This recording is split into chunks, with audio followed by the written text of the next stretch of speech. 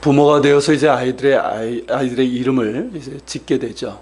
아이들의 이름을 짓는 건 참 중요하고, 그래서 참 어렵기도 합니다. 제가 어렸을 때만 해도 보통 이름을 어떻게 지었습니까? 남자아이들 같은 경우는 학렬이라고 그러죠. 학렬에 따라 가지고 짓거나 아니면 뭐 장명소 뭐 이런 데서 짓는데, 요즘은 부모님들이 나름대로 의미를 두고 이제 아이들의 이름을 짓는 것 같아요. 근데 아이들의 이름을 보면 거기에 이제 이름에 들어가 있는 그걸 보면 얘의 배경을 좀 알 수가 있어요. 자, 이름에 하, 예, 은, 뭐 해 이런 이름이 들어가는 애들 있죠. 이거는 부모가 신앙인이라는 것을 뜻하죠. 그런 이름이 참 많습니다. 저의 경우도 이제 저는 이제 첫 아이를 낳기 전에 이미 아이 셋의 이름을 다 지어놨었어요. 원래 낳기도 전에. 그런데 이제 첫째만 제가 이제 처음에 생각한 대로 이름을 지어주게 되겠고, 둘째, 셋째는 변수가 생겨가지고 다른 이름을 지어주게 되었는데, 둘째 경우는요, 제가 이 이름 아시잖아요. 이름을 지어준 이유가 뭐냐면, 신방을 가서 제가 이제 성경 말씀을 전하다가 한 구절이 제 눈에 확 들어오면서 그 의미가 너무나 기가 막힌 거예요. 너무 기가 막히고 너무 은혜가 와서 제가 이제 바로 그 이름을 정하게 됐는데, 뭘까요? 오늘 본문 말씀이에요. 오늘 본문 말씀이고 어떤 구절일까요? 5절 말씀입니다. 거기 보면 이제 주께 힘을 얻고 그 마음에 시온의 대로가 있는 자는 복이 있나이다. 자, 이 시온의 대로라는 말이 확 들어온 거예요. 여러분, 기가 막힌 표현 아닙니까? 이게 오늘 이제 같이 나눌 건데, 자, 시온의 대로가 있다. 그 마음에 시온의 대로가 있다. 이건 여러분 엄청난 은혜가, 엄청난 축복입니다. 그래서 이건 기가 막힌 이름이다. 그래가지고 바로 그냥 이름을 지었는데, 그 친구가 그 뜻을 잘 아는지는 잘 모르겠습니다만은. 자, 여러분, 시온의 대로가 뭡니까, 여러분? 그 뜻을 우리가 알기 전에 먼저 이제 오늘 본문의 배경과 주제가 뭔지를 먼저 살펴볼 필요가 있어요. 자, 시편 84편의 주제는 뭐냐면 성전입니다. 그리고 성전을 사모하는 자가 받게 되는 은혜와 축복에 대해서 얘기를 하고 있어요. 그래서 시편 84편은 두 단락으로 나눌 수 있는데요. 1절서부터 4절까지는 뭘 얘기를 하면, 성전의 역할이라 할까? 성전에서 우리가 이제 어떤 그 성전의 기본적인 어떤 성격이랄까? 이런 것들을 얘기하고 있습니다. 자, 성전의 역할을 두 가지로 우리에게 얘기하고 있는데, 그 첫째는 뭐냐면 이겁니다. 성전이란 어떤 곳? 하나님의 임재를 체험하는 곳이다. 자, 1절서부터 4절까지를 보면요, 이 성전에 여러 가지 이름이 나옵니다. 1절에 보면 주의 장막으로 나오죠. 자, 2절에서는 뭘로 나옵니까? 성경을 보셔야지 나오죠. 자, 여호와의 궁정으로 나옵니다. 3절에서는 주의 제단, 4절에서는 주의 집으로 나옵니다. 자, 이 표현들을 다 종합해 보면 성전이란 뭐냐면 하나님이 하나님 되심을 계시하시는 곳이다 라고 할 수 있어요. 하나님이 하나님 되심을 계시하는 곳, 그게 성전이에요. 물론 하나님은 온누리에 계시죠. 그래서 온누리에 계시기 때문에 굳이 교회를 갈 필요가 없다고 하면서 온누리 교회 가시는 분들이 있죠. 자, 한번 말씀드리지 않았나요? 자, 하나님은 어디나 계시지만 하나님께서 특별히 한 장소를 선택해서 거기에 당신의 영광을 나타내시고 당신의 이름을 나타내시고 당신의 임재를 나타내는 특별한 장소가 있다는 거예요. 성경에 보면 그런 곳이 나오죠. 자, 뭐 우리가 이제 십계명을 받았던 신의 산도 그런 곳이고, 근데 가장 대표적인 곳이 어떤 곳입니까? 바로 성전이에요. 자, 하나님은 영이시기 때문에 어느 곳에 계시지만 하나님께서 특별히 장소를 정하셔서 하나님의 영광과 임재를 나타내시고 당신의 백성들에게 은혜와 복을 주시고자 한 곳이 바로 성전이에요. 그렇다면 여러분, 여기서 우리가 질문을 가질 수가 있어요. 자, 이것이 성전인데, 그렇다면 여러분, 교회는 성전일까요? 교회는 성전입니까? 아닙니까?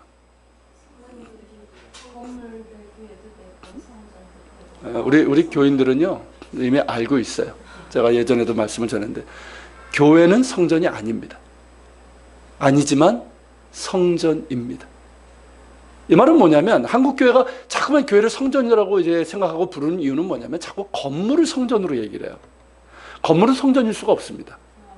여러분, 지금까지 성전은 딱 한 군데만 존재했었어요. 예루살렘이에요. 그것을 성전이라고 부르는 이유는 뭐냐면 거기에 하나님의 임재를 상징하는 뭐가 있었기 때문에? 언약궤가 있었기 때문에 그런 거예요. 언약궤가 있었기 때문에 거기만 성전이고요. 다른 곳에도 뭐 이스라엘 시대 때, 성경 시대 때 예루살렘 성전에 다른 곳에 성소가 있었잖아요. 지방에도. 근데 그런 데는 성전이라고 부르지 않습니다. 그냥 성소예요. 성소. 그렇죠? 여러분, 교회 건물 자체는 성전이 아닙니다. 그냥 예배당이에요. 너무 막 이렇게 그 성전시할 그런 거는 잘못된 자세입니다. 그럼에도 교회가 성전일 수 있는 이유는 뭐냐면 거기에 뭐가 있기 때문에? 하나님의 임재가 있기 때문에. 하나님의 임재가 있고 하나님께서 당신의 백성들의 예배를 받으시면서 은혜와 복을 주시기 때문에 성전일 수가 있는 거예요. 그러니까 의미적인 성전이고 영적인 의미에서 성전입니다. 자, 이렇게 성전은 뭐가 있어요? 하나님의 임재가 있는 곳이에요. 자, 두 번째로 성전은 어떤 곳이냐면 성전은 삶의 안식을 얻는 곳이다라는 거죠. 3절에 이 말씀이 나와요. 자, 3절을 읽어보겠습니다. 나의 왕 나의 하나님 만군의 여호와여, 주의 제단에서 참새도 제집을 얻고 제비도 새끼들 보금자리를 얻었나이다. 자, 시편 기자가 뭘 보고 이 구절을 썼을까요? 자, 성전으로 이렇게 향하고 있는데, 자, 성전 이렇게 위에 보니까 거기 처마에 뭐가 있어요? 참새, 제비집이 이렇게 있는 거예요. 여러분, 제비집 이렇게 보셨죠? 제가 지난 목회자 수련회 때 그 제주도 우도에서 식당, 점심 이제 식당을 하는데 식당 처마에 제비집이 있더라고요. 정말 오래간만에 봤어요. 제비집이 있고 제비가 한 6, 7마리가 어찌나 그렇게 위태위태한데 입을 쫙 벌리고 있는지. 참. 자, 그 모습을 보는 거예요. 그렇게 이제 보금자리를 틀고 성전을 왔다 갔다 들락날락거리는 그 모습을 봤어요. 여러분, 참새나 제비들 이렇게 집을 틀고 그러는데 어느 곳에서는 환영을 받습니까? 그렇지 않아요. 환영받지 못하는 경우가 더 많습니다. 더럽다고. 그래서 제비집을 이렇게 헐기도 하고 이렇게 그렇지 않습니까? 이렇게 우리나라 같은 경우 뭐 제비를 뭐 좋은 의미로 생각을 하지만 많은 곳에서는 사실 환영받지 못해요. 쉼을 얻지 못합니다. 자, 그런데 성전에 가면 쉼을 얻는다는 거예요. 자, 성전 처마에 둥지를 틀어도 하나님께서 허락하신다는 거예요. 우리가 생각할 때 여러분 어떻습니까? 이 제비집 이렇게 틀면 지저분해져요. 맞죠? 지저분해지고 밑에 뭐 똥도 떨어지고 굉장히 지저분해지고 냄새가 납니다. 우리가 생각할 땐 거룩한 성전이니까 깨끗하게 해야 되잖아요. 그러니까 그것도 다 깨끗이 치워버리고 다 허물어야 될 것 같은데 하나님께서 내버려 두라 하신다는 거예요. 우리가 생각할 땐 지저분하다고, 지저분하다고, 이게 깨끗이 못하다고 이렇게 치울 것 같은데, 헐어버릴 것 같은데 하나님께서 내버려 두라는 거예요. 왜일까요, 여러분? 여러분, 이 참새와 제비, 이 성전에 이제 보금자리를 튼 이 참새와 제비는 누구를 상징하는 건지 아십니까? 바로 우리 인생이에요. 우리 인생을 상징하는 거예요. 여러분, 우리 인생이 참새 같고 제비 같지 않습니까? 우리 인생은 참 고되고 힘듭니다. 그렇지 않습니까? 참새와 제비가 하루 종일 먹을 것을 찾기 위해서 날아다니는 것처럼 우리의 삶 역시 참 고되고 피곤합니다. 그렇지 않아요? 참 고되고 피곤한 게 우리 인생입니다. 그리고 우리 인간에게는 실존적인 고독이 있어요. 자, 열심히 살다가 여러분 살아가다 보면 불현듯 어느 날 갑자기 느끼는 고독이 있습니다. 이런 고독을 경험해 보셨습니까? 실존적인 고독이에요. 단순히 그냥 혼자 있어서가 아니라. 여러분, 이 고독은 무엇으로도 해결할 수 없습니다. 이것은 나이와 상관없이 느끼는 거예요. 모든 인간은 이 실존적인 고독이 있어요. 여러분, 아무도 나를 받아주지 않습니다. 쉴 곳이 없습니다. 사는 게 너무 힘듭니다. 고됩니다. 몸도 마음도 지쳤습니다. 그때 주님의 성전에 들어갔더니 하나님께서 나를 그대로 받아주시는, 그대로. 그러면서 나를 어루만져 주시고 나에게 쉼을 주십니다. 마치 참새와 제비가 지치고 외로울 때 성전 처음에 둥지를 쓰고 쉼을 얻는 것처럼 우리 역시 성전에 와서 그런 쉼을 얻게 된다는 겁니다. 오늘 일부 예배 때 제비 한 마리가 들어왔어요. 좀 일찍 오신 분들은 봤는데, 예전에 우리 교회 한 2번 왔던 형제입니다. 30대 중반 된 형제인데, 그러니까 좀 약간 좀 아파요. 네, 그래서 이제 속에 이제 이 우라가 있고, 누가 이제 조금 뭐라 그러면 이걸 참지 못해서 막 해서 직장을 다녀도 오래 못 다니는. 그래서 결국 이제 직장 없이 이렇게 근근히 돌아다니고, 이렇게 뭡니까? 그 벽지 붙이는 거 있잖아요. 스티커 붙이고. 그러면서 이렇게 생활하는 친구인데, 예전에 뭐 왔었어요. 우리 교회 와서 같이 이제 밥도 먹여주고 또 작지만 우리가 좀 선물도 주고 그랬는데 오래간만에 왔어요. 근데 그 친구를 이렇게 보는데 오늘 말씀이 이거잖아요. 아이고 제비가 왔구나 정말. 그리고 이제 그 형제가 그 얘기를 했어요. 우리가 뭐 작은 걸 줬지만 교회를 와라, 교회를. 무언가 도움을 받기 위해서 오기보다 예배드리기 위해서 와라. 예배드리면서 하나님 안에서 안식을 얻고 쉼을 얻고. 35이에요. 인생을 포기하기 너무 젊은 나이에 힘을 얻어서 정말 사람이 힘을 얻으면 아무리 바닥에 있어서요 일어설 수 있어요. 살아갈 수 있어요. 그 얘기를 했습니다. 앞으로 뭐 오게 될지 어떻게 될지 모르겠지만 오게 되면 여러분 따뜻하게 맞아주시고 또 축복해 주십시오. 그러니까 제비가 기가 막힌 거 아니에요? 주의 성전에 이게 제비가 날아 들어오는데 진짜 들어왔더라고요. 그래서 너무 감사하다. 우리 교회가 그런 성전이 될 수 있길 바랍니다. 여러분 우리가 참 참새 같고 제비 같은 우리 인생들이 성전에 모일 때마다 그리고 우리가 예배 드릴 때마다 또 우리가 같이 교제할 때마다 거기에서 정말 하나님의 안식을 얻을 수 있다는 것이 얼마나 큰 축복인지 모릅니다. 여러분 그 축복을 우리가 날마다 누릴 수 있길 바랍니다. 주님께서 우리가 이게 뭐라고 말씀하십니까? 수고하고 무거운 짐진 자들아 다 내게로 오라. 내가 너희를 쉬게 하리라. 여러분 주님께서 주시는 평안과 안식이 주의 전을 찾는 모든 분들에게 함께 하시기를 바랍니다. 여러분 이것이 성전의 역할이에요. 두 가지인데 첫째는 뭡니까? 하나님의 임재를 체험하는 것이고 둘째는 삶의 안식을 얻는 곳이라고 그랬어요. 자, 그리고 시편 나머지 부분 5절서부터 뒷부분은 뭘 얘기를 하냐면 이런 성전을 사모하는 자에게 주시는 은혜와 축복을 얘기하고 있어요. 자, 성전을 사모하는 자 정확히 말하면 뭡니까? 하나님의 임재와 하나님을 예배하고 하나님을 사모하는 거죠. 그 사모하는 자에게 주시는 은혜와 축복이 뭔지에 대해서 말씀하고 있는데 그 첫째는 뭐냐면 바로 이겁니다. 뭡니까? 새 힘을 얻는 축복입니다. 자, 5절인데요. 같이 읽어볼까요? 주께 힘을 얻고 그 마음에 시온에 들어가 있는 자는 복이 있나이다. 여러분 시온에 들어라는 말이 나오잖아요. 자, 시온의 대로 영어 성경을 찾아보면 두 가지 의미로 번역을 해놨습니다. 어떤 번역본은 Pilgrim's Way로 나와요. 그러니까 순례자의 길이죠. 그렇게 이제 번역을 했고 어떤 영어 성경을 보면은 뭐라고 나오면 하이웨이로 나옵니다. 고속도로라고 우리가 보통 번역할 수 있는 부분이죠. 하이웨이. 자, 둘 다 맞는 번역입니다. 여러분 이건 기본적으로 시온의 대로는 뭐냐면 순례자들이 예루살렘 성전으로 향하는 걸 얘기를 하는 거예요. 자, 그들이 각자의 처소에서 이렇게 출발을 합니다. 예전엔 다 걸어서 다닐 수가 어땠습니까? 작게는 며칠, 길게는 몇 주일, 혹은 한 달. 그렇게 해서 예루살렘 성전으로 가는 거예요. 그렇게 이제 순례길을 갑니다. 그런데 그 순례길을 가는데 가면서 그들이 이미 그들의 마음 가운데 뭐가 열리게 될까요? 성전을 향해서 쭉 뻗어 있는 영혼의 하이웨이가 열려지게 된다는 거예요. 성전으로 가고 있지만 그 마음은 이미 하나님의 은혜를 사모하는 마음으로 이 하이웨이가 활짝 열린 거예요. 대오라가 활짝 열린 거예요. 성전에서 내가 만날 하나님을 생각할 때마다 살아계신 하나님을 생각하고 그분께 예배드릴 것을 생각할 때마다 하나님을 향해서 열려지는 내 마음의 하이웨이가 있다는 거예요. 마음의 이 대로 하이웨이가 열린 사람은 성전을 생각만 해도 힘을 얻습니다. 그 시온의 대로를 달려가며 마침내 성전에 도착해서 거룩하신 하나님을 만나고 그분을 예배하며 그분의 백성들과 함께 교제하고 하나님 앞에서 찬양과 경배를 드릴 생각만 해도 벌써 가슴이 벅차고 새로운 힘을 얻게 되는 거예요. 그리고 성전에 들어갔을 때 그가 예배하고 찬양하고 기도할 때 말씀을 들을 때 그의 영혼의 하이웨이를 통해서 하나님의 은혜와 축복이 쏟아지게 됩니다. 여러분 이게 시온의 대로예요. 그 마음에 시온에 들어가 있는 자는 복이 있도다.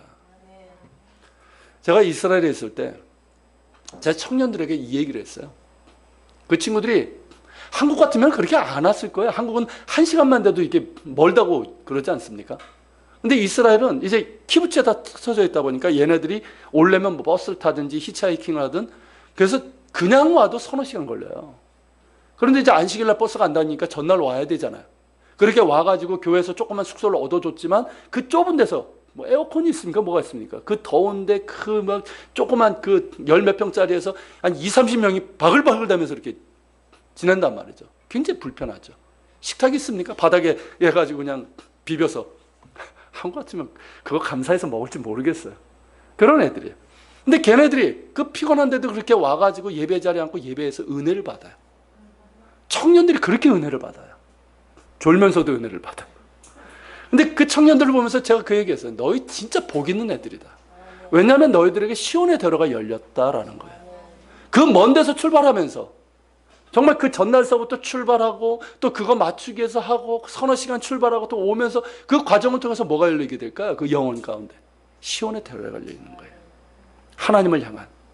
그러니까 어떻습니까? 예배 자리에서 정말 은혜를 받게 되는 거예요. 은혜가 쭉 빨려 들어가는 게 보여요. 아십니까, 여러분? 이 강단에서 이렇게 예배를 인도하고 말씀을 전하다 보면 정말 그 은혜가 쫙쫙 그러니까 스펀지처럼 빨려 들어가는 사람들이 있어요. 그 은혜를 받게 되는 거예요. 그러니까 청년들이 변화가 돼요. 완전히 달라져서 옵니다. 그러기 위해서 한국에 가는 거예요. 여러분, 이게 시온의 대로예요. 이 시온의 대로가 열리기를 소망합니다. 여러분, 시온의 대로, 이 하이웨이는 결국 뭐냐면 크고 막힘이 없는 길이에요. 크고 막힘이 없는 길. 자, 그 영혼의 하이웨이, 영혼의 뭡니까? 막힘이 없는 거예요. 하나님과의 관계 속에서 막힘이 없는 거예요. 하나님께서 우리에게 은혜를 주시길 원하는데 우리가 또 하나님께 나아가길 원하는 거잖아요. 예배가 뭡니까? 우리가 하나님께 나아가는 것이고 하나님께서 우리에게 은혜와 복을 주시는 거잖아요. 그러려면 뭐가 있어야 됩니까? 이 길이 막힘이 없어야 되는 거예요. 근데 이게 막혀 있어. 우리가 하나님께 나아가는데 막혀 있어요. 그것이 죄일 수도 있고 불순종일 수도 있고 불신앙일 수도 있고 많은 것들이 있어요. 근데 이게 없는 거예요. 그리고 하나님께서 우리에게 은혜를 주실 때도 마찬가지죠. 복을 주실 때도 마찬가지예요. 우리 저 말씀처럼 그릇이 준비가 되는 거예요. 그러니까 어떻습니까? 하나님과의 관계 속에서 막힘이 없는 이 시온의 대로 속에서 우리는 하나님 앞에 정말 예배자로 사모하는 마음으로 하나님을 기뻐하며 예배합니다. 그리고 하나님께서는 우리에게 그분께서 주시고자 하는 많은 은혜와 복으로 채워주시는 거예요. 이게 시온의 대로예요. 그러니까 그 마음 가운데 시온의 대로가 있는 자는 복이 있도다 하는 거예요. 이게 얼마나 큰 축복인지 모릅니다. 여러분, 이 복을 우리 모두가 누릴 수 있기를 축원합니다.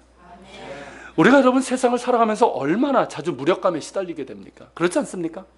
살아가면서 얼마나 무력감에 시달립니까? 얼마나 자주 삶의 탈진 현상으로 인해서 시달립니까? 삶의 의욕을 잃어버리고 내 몸이 막 자지러지고 내 육체도 내 영혼도 쇠약해집니다. 침체되고 탈진합니다.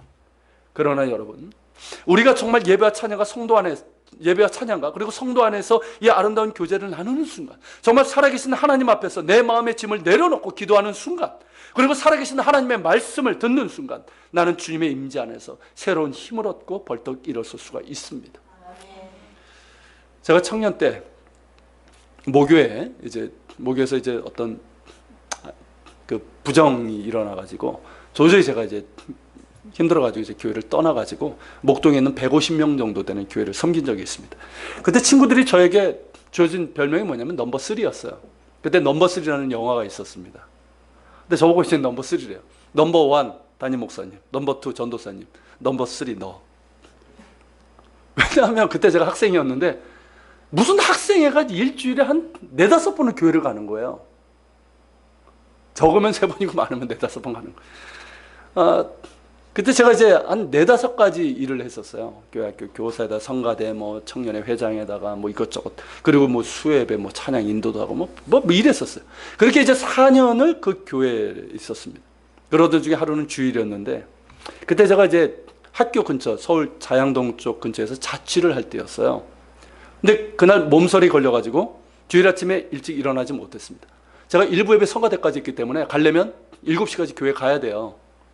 근데 눈을 뜬 게 9시예요. 이미 제가 중고등부 교사였는데 이미 그 시간도 못하는 거예요. 자, 보통 때 같으면 얼른 씻고 이렇게 옷을 입고 교회로 갔어야 되는데 그날은 도무지 그러고 싶지 않은 거예요. 교회 가는 게 무서운 거예요. 이해가 되십니까, 여러분? 이 심정이? 제가 번아웃 돼버린 거예요. 탈진해버린 거예요. 그러니까 그동안 4년 동안 저를 뭐만 했을까요? 4년 동안. 넘버 3라는 별명까지 얻었는데 뭐만 했을까요? 일만 했어요. 일만. 교회 가면서 일만 했어요. 정말 열심히 일했어요. 밤늦게까지 일하고요. 그런데 탈진돼 버린 거예요. 그래서 그때 이제 교회는 목동이니까 그쪽으로 가지 않고 반대 방향으로 청량리로 갔습니다. 그래서 기차를 타고 춘천으로 갔어요. 춘천을 좋아해요. 그래서 춘천, 거기 공지천 주변을 이렇게 거닐고 여기저기 다니다가 저녁에 춘천에 있는 어느 교회에 갔습니다. 그래서 예배는 드려야 되겠기. 근데 남의 집 같기도 하고 그냥 자리만 지키다가 왔어요. 그리고 이제 그 다음 주일 섬기는 교회에 갔습니다. 예배를 드리는데 눈물이 쏟아집니다. 찬양을 드리면서 울고 말씀을 드리면서 울고 처음부터 끝까지 울었어요. 근데 저는 그때 그 예배에서 하나님께서 저를 어루만져 주시는 손길을 느낄 수가 있었어요. 탈진돼서 지치고 상처난 제 마음을 위로해 주셨고 다시 일어설 수 있는 힘을 주셨습니다. 그 이후로 저는 교회를 가도 익숙하지 않게 가려고 합니다. 무슨 의미가 이해가 되십니까? 교회 가는 것이 습관이 되는 것이 아니라 기대가 되고 기쁨이 되었어요. 아, 예배라는 것이 이거구나. 예배라는 것이 기대가 되고 찬양한다는 것이 감격이 됐어요. 제 마음에 하나님을 향한 하이웨이가 열린 거예요. 그때부터 저는 매너리즘에 빠지지 않고 봉사를 하기 시작했습니다. 왜 그런지 아십니까? 그전엔 일만 했어요. 여러분, 일만 하면 탈진이 돼요. 지쳐요. 고됩니다. 힘들어져요. 근데 그때서부터 저는 일만 하지 않았어요. 예배자가 됐습니다. 어떤 경우도 예배자가 됐어요. 그리고 일을 했어요. 제가 그래서 그 다음서부터 제가 이제 계속 이제 청년들도 나중에 이제 신학을 하고 청년들 지도하고 나중에 이제 교인들 이제 열심히 하시는 분들 만나면 그 얘기를 합니다. 일하지 말라고. 어떤 분은 잘못 오해하시는 분들이 있어요. 일하지 말라. 이게 무슨 자면 일만 하지 말라는 거예요. 일만 하지 마라. 여러분, 일만 하면 어떻게 되냐면 탈진해요. 일만 하면 내가 드러나요. 일만 하면 안 됩니다. 예배자가 돼야 돼요.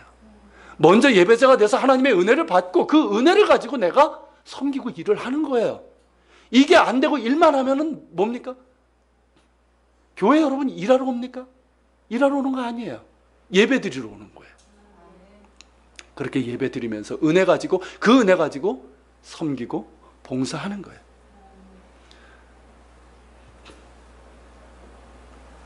여러분, 그렇게 저는 그런 식으로 이제 하게 되는 거예요. 그러면서 이게 일을 하다 보면, 이제 목회 일을 하다 보면 때로는 막 이게 마음이 좀 힘들 때가 있잖아요. 어떤 조짐이 보일 때가 있어요. 제가 그때서부터 그걸 느끼더라고요. 아, 이게 조금 내가 조짐이 나타나는구나 싶으면은 저는 그때 내려놓습니다, 일을. 뭐 중단하고 할 수 있는 건 아니지만 어쨌든 딱 내려놔요. 그리고 기도원을 가든 뭐 이렇게 잠시 이제 기도를 하든 그러면서 주님 앞에 엎드립니다. 그러면서 주님 앞에 엎드려서 긍휼과 자비를 구합니다. 그럴 때마다 주님께서 저에게 새 힘을 주셔요.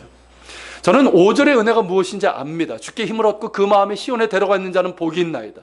이 고백은요, 너무나도 귀한 고백이고 축복입니다. 여러분, 지치고 괴롭고 외로울 때 어디로 가십니까? 누구를 찾습니까? 사람 찾습니까? 친구 찾습니까?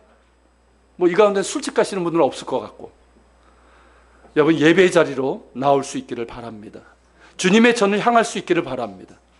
여러분, 세상에는 해답이 없어요. 사람들에게 해답이 없어요. 위로는 받을 수 있지만 해답은 없어요. 오직 하나님 앞에 나아갈 때 위로받고 새 힘을 얻는 해답이 있는 줄로 믿으시길 바랍니다. 여러분, 터키에 가면요, 지하 무덤인 카타콤이 있어요. 카타콤 아시죠? 자, 원래는 지하 무덤인데 그게 나중에 박해 때 어떻게 됩니까? 기독교인들이 예배하는 장소가 됐죠. 박해를 피해야 돼요. 근데 여러분, 이 카타콤의 깊이가 어느 정도냐면 5, 6층, 지하 5, 6층 정도 깊이에요. 굉장히 깊습니다. 근데 거기에 십자가 형태로 된 동굴이 있어요. 이건 의도적으로 좀 판 것 같아요.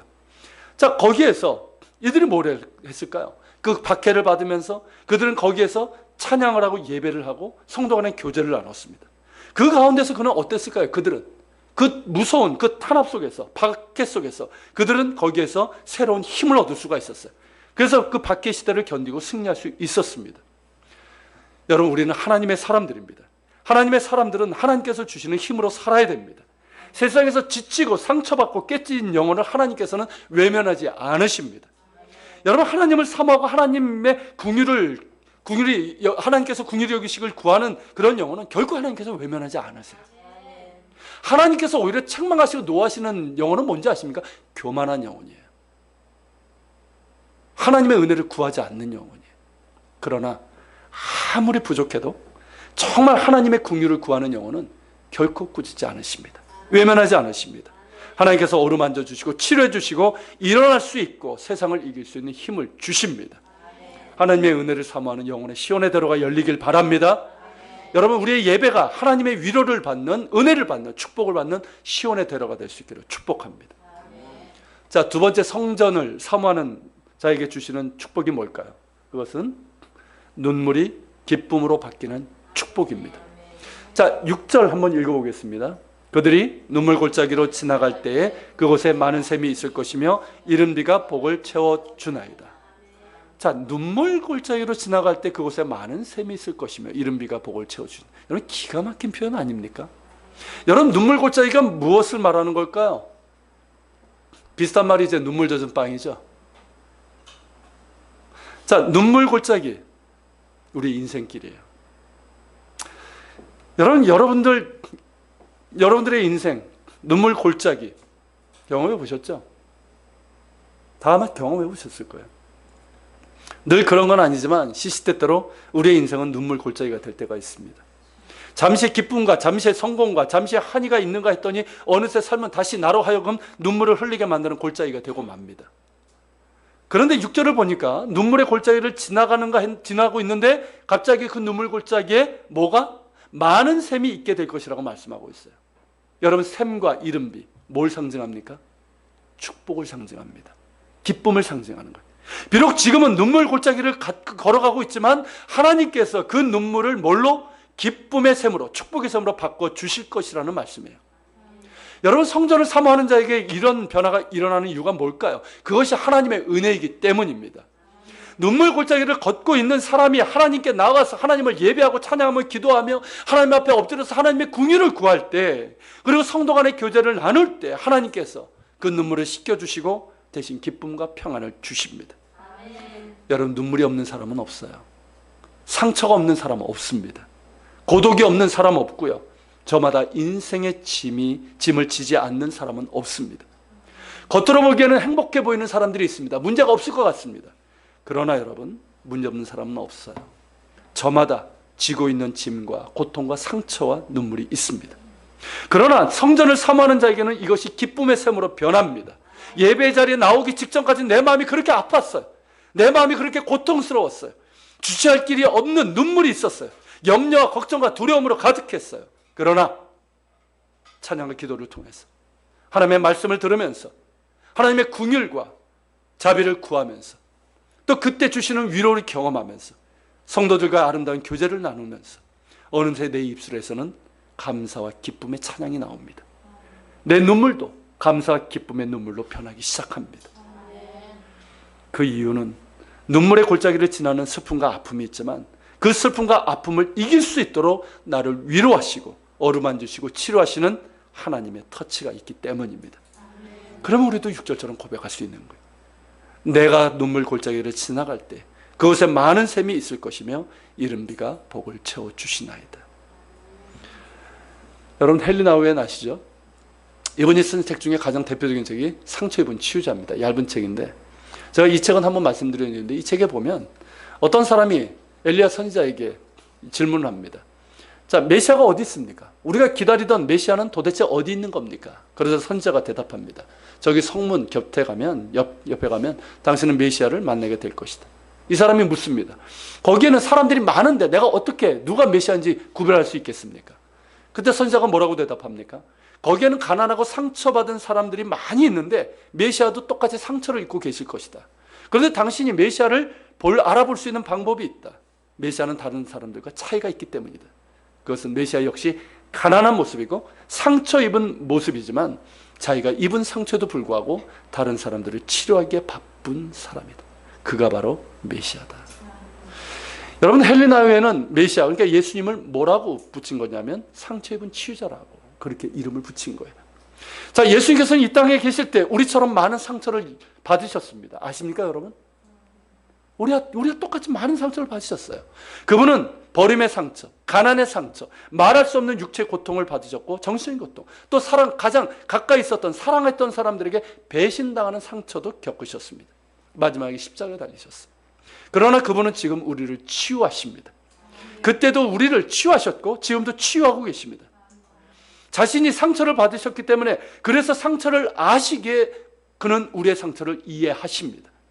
예수님께서 나의 상처를 이해하시고 나의 눈물을 이해하십니다. 그래서 주님은 더욱 우리를 치료하실 수 있는 분이십니다. 우리 주님의 치료하시는 손길이 있기 때문에 우리는 눈물의 골짜기를 가다가도 기쁨의 섬을 만나게 되는 겁니다. 여러분, 그 은혜가 우리에게 있습니다. 그 은혜를 더욱더 사모하길 바랍니다. 그리고 여러분, 우리가 우리의 상처를 치유받는 또 다른 방법이 있습니다. 그게 뭔지 아십니까? 여러분, 마더 테레사 수녀 아시죠? 이분이 이제 살아있을 때 이제 미국에 한번 방문한 적이 있는데, 그때 어떤 자매가 테레사 수녀에게 찾아와가지고 죽고 싶다고 얘기했습니다. 너무 힘든 거예요. 사는 게 너무 힘든 거예요. 그러니까 나 죽고 싶다. 그러니까 자살을 결심했다가 테레사 수녀가 왔다니까 한번 찾아온 거예요. 죽으려고 작정하고 그냥 마지막으로 온 거예요. 그때 테레사 수녀가 이런 말을 했답니다. 죽기 전에 한 가지만 해라. 내가 있는 곳으로 와서 날 한 번만 좀 도와줘라. 한 달만 딱 도와주고 그 다음에 죽어도 늦지 않을 테니까 그렇게 해라. 그렇게 얘기를 했답니다. 그러면서 이 자매가 인도 캘커타로 갔습니다. 자, 거기는 테레사 수녀의 사역지죠. 그 병자들, 가난한 사람들, 이런 사람들 돌보는 곳입니다. 정말 비참한 환경 속에 있는 사람들, 고통당하는 환자들이, 그들을 돌보기 시작했습니다. 처음에는 기가 막히죠. 나도 죽을 판인데 이 사람들 돌볼 마음이 생깁니까? 근데 그렇게 돌보고다 보니까 어떻게 됩니까? 이 사람들이 그 가운데서도 주님을 만나고 그러면서 그 고통 가운데서 감사하는 모습을 보게 되는 거예요. 그리고 그 사람들 중에 상대적으로 내가 가지고 있는 것이 얼마나 많은지를 깨닫게 되는 거예요. 그래서 이분이 점점 바뀌기 시작하는 거예요. 주님을 만났어요. 새롭게 만났어요. 그래서 삶의 의욕도 생기고 죽고 싶은 마음이 다 없어지게 됐어요. 여러분, 이 자매의 경우에서 보는 것처럼 여러분들에게 상처와 고통이 많을수록 자신의 상처와 고통에만 집중하지 마시고 내 주변에 내가 돌아볼 수 있는 사람이 있는지, 나처럼 고통당하고 있는 사람이 있는가를 살펴보고 그를 위해서 기도하고 돌아보는 사람이 되십시오. 여러분, 상처는 내가 섬기며 내가 가지고 있는 상처를 가지고 그 상처만 집중할 때는 절대 해결이 되지 않습니다. 치유되지 않아요. 오히려 그 상처를 가지고 다른 상처 입은 자들을 돌아보고 그를 섬기고 돌아볼 때 그 상처가 치유되는 거예요. 여러분, 헬리인 나우엔이 상처 입은 치유자라고 얘기하는 이유가 뭔지 아십니까? 기본적으로 목회자들에게 하는 얘기예요. 그 책이 원래 목회자와 사역자들에게 얘기하는 겁니다. 목회자, 사역자들은 어떤 사람들입니까? 상처를 많이 받을 수밖에 없는 거예요. 단순히 일을 하는 게 아니란 말이에요. 돈 버는 일이 아니잖아요. 사람을 다루는 일이에요. 자, 다양한 사람들이 있습니다. 그 사람들과 관계를 맺어야 되고 돌봐야 되고 들어야 되고 목회적으로 또 여러 가지를 해야 됩니다. 상담도 해야 되고. 그 가운데서 받는 상처가 굉장히 많아요. 배신의 상처도 받고요. 이걸 인간적으로 이렇게 그렇게 할 수 있는 게 아니잖아요. 목회자이기 때문에. 그런데 목회자들이 그 받은 상처를 가지고 그걸 가지고 해결하지 못하고 거기에만 집중하면 어떻게 됩니까? 분노가 쌓입니다. 그 속에. 그래서 나중에 이상한 방향으로 가게 돼요.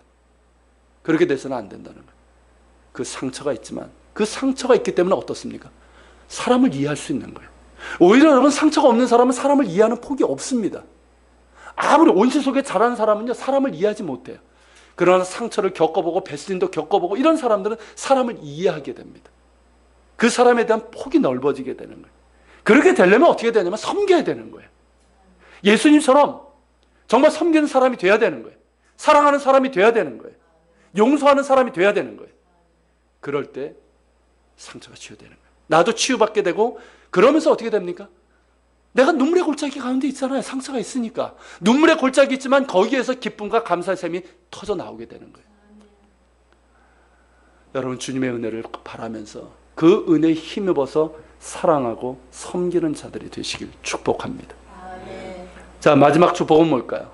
성전을 사모하는 자에게 주시는 마지막 축복, 보호의 확신을 누리는 축복입니다. 자, 9절에 보면 같이 읽겠습니다. 우리 방패이신 하나님이여, 주께서 기름 부으신 자의 얼굴을 살펴보옵소서.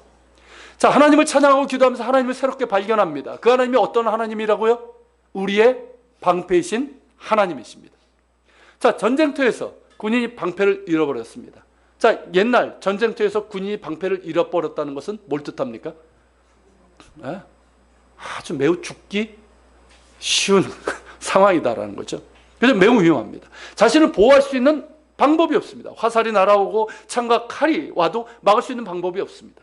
너무나 위태하고 무기력한 군인이 되고 맙니다. 반면에 크고 강한 방패를 가진 군인을 생각해 보십시오. 아주 당당하고 자신감 있게 전쟁을 수행할 겁니다. 우리 역시 마찬가지예요. 자, 인생을 살다가 수많은 위험이 있습니다. 우리를 넘어뜨리려고 하는 수많은 공격이 있습니다. 그러나 예배와 찬양과 기도 속에서 우리는 하나님이 내 인생의 방패가 됨을 깨닫게 됩니다. 이 사실을 깨닫지 못하면 여전히 불안과 두려움에 사로잡혀서 소극적이고 도피적이고 무기력한 인생을 살게 됩니다. 그러나 하나님이 나의 방패가 된다는 사실을 깨닫고 믿으면 우리는 힘을 얻을 수 있습니다. 자신감을 가지고 두려움 없이 담대하게 우리는 인생을 살아갈 수가 있습니다. 여러분 다윗이 그 고백을 하지 않습니까? 시편 23편, 우리가 사랑하는 23편. 뭐라고 고백합니까? 내가 사망의 음침한 골짜기를 다닐지라도. 여러분 이 사실 아십니까? 하나님을 믿고 하나님께서 사랑하는 사람이어도 사망의 음침한 골짜기를 다닐 수 있다는 거예요. 아십니까? 그러나 중요한 건 뭡니까? 사망의 음침한 골짜기를 다닐지라도 두려워하지 않는다는 거예요. 왜? 주의 지팡이와 막대기가 나를 지키시고 보호해 주시기 때문입니다. 주께서 친히 내 인생의 방패가 돼 주시기 때문입니다. 그래서 나를 보여주고 인도해 주심을 알기 때문이에요. 지금은 사망의 음침한 골짜기에 있지만, 눈물의 골짜기에 있지만 하나님께서 함께 하시기 때문에 마침내 나를 지켜주시고 그 가운데서 지켜주시고 나를 다시금 일으켜 세우실 것을 믿기 때문입니다. 여러분 이 깨달음이, 이 은혜가 성전을 사모하는 자에게 주어지는 거예요. 예배하는 자에게 주어지는 거예요. 성전에 올 때마다, 하나님을 예배하고 찬양하고 기도할 때마다, 말씀을 들을 때마다 이 사실이 확인되어지고 믿어지는 은혜가 있기를 바랍니다. 여러분 이것이 성전을 사모하는 자가 받아 누리는 축복입니다. 이 축복은 오늘날 우리 교회 속에서 그리고 우리 예배 속에도 동일하게 주어지는 하나님의 은혜이고 축복입니다. 우리 교회가 또 우리의 예배가, 우리의 교제가 시편 84편에 나오는 이 은혜와 축복이 그대로 임하는 교회가 되고 예배가 되고 교제가 될 수 있기를 축복합니다. 여러분 하나님을 사모하는 자가 되십시오. 하나님의 은혜를 사모하는 자가 되십시오. 성전을 사모하고 예배를 사모하고 그런 가운데서 정말 이 성전을 사모한 자에게 주시는 놀라운 은혜와 축복이 여러분들에게 임하고 무엇보다도 여러분들의 마음 가운데 하나님을 향한 시온의 대로가 활짝 열릴 수 있기를 주 이름으로 축원합니다. 같이 기도하겠습니다.